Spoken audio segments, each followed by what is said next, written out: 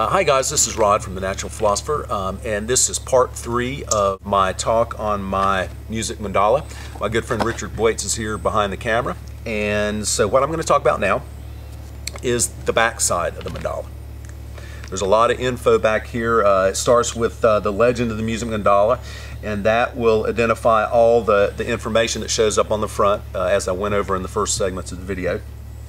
Here's the segment on naming notes and keys that we talked about in the last segment.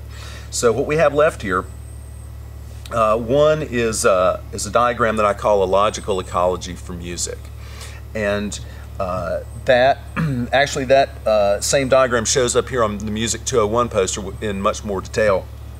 But what I tell people, and most of them have realized it for themselves already, the really challenging part of music theory is getting all the vocabulary straight. When I was first learning music, I didn't realize that somebody could say C and they could mean a note, a chord, or a key. And if I thought they were talking about notes and they were talking about keys, then I wasn't going to be able to make a bit of sense out of what they were talking about.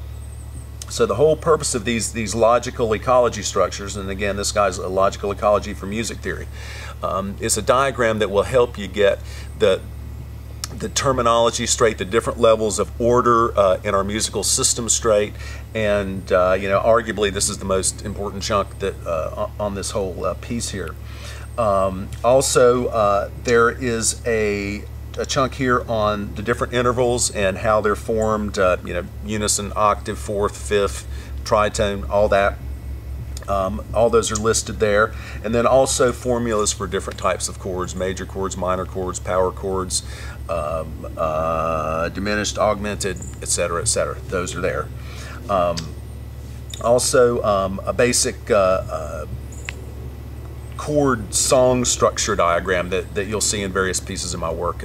We just did a video on Music 201, making music with guitar chords and voice, where I really go into some detail about this. And what essentially what this is letting you know is that the vast majority of chord structure in the vast majority of the music that you hear is going to be all about the 1, the 4, and the 5 chords in the key. So in the context of, you know, C major, the 1 chord is C major, the 4 chord is an F major, and the 5 chord is a G major.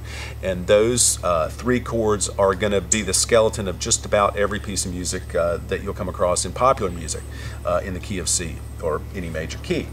So let's flip back around. And what you'll see, I've got a little a mnemonic memory aid here that I call a rule of thumb, and 4 fingers, I think is what I call it. And what this does is this gives you a quick way to find the 1, the 4, and the 5 chords in any key. So all you do is just count on your fingers. The 1 chord, let's talk about the key of C. So we go C, D, E, F, and G. So C, F, and G are the 1, the 4, and the 5 chords in the key of C. In the key of G, we go G, A, B, C, D. G, C, and D are the 1, 4, 5 chords in the key of G. Now there are certain keys that doesn't work in because where the half steps land and etc. But in the vast majority of cases, and certainly in the common keys, that's going to work for you just fine. So let's see.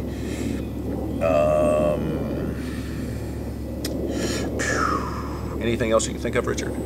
No, actually I think we're good. Okay, so this guy will be available for purchase on my website really soon. You know, if you see this before that's happening, you send me an email and we can make it happen. Right, I think we're done. So, you know, please feel free to send questions to me at any time, rod@naturalphilosopher.org. It's a beautiful day on Vashon Island, September 22nd, day after the equinox. Excuse me. On the Gregorian calendar. So I hope you guys are doing well, and we'll talk to you soon. Thanks a lot.